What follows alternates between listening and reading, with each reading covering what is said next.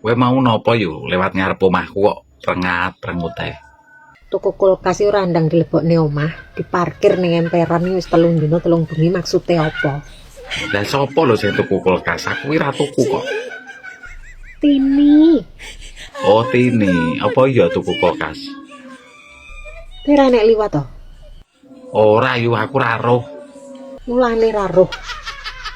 Lah nopo ta yo tanggane tuku kulkas kok panas. Karepe manas-manasi aku, karepe.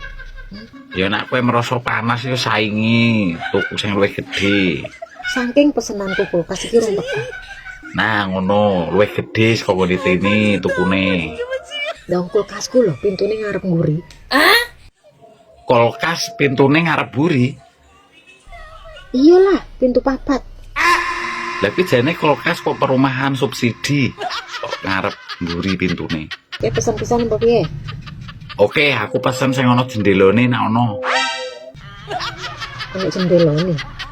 Yo, sing ana jendelane loro. Lagi kulkas apa pagupon jane iki? Daripada kowe kok kulkas kok pintu ngarep buri, papat sisan.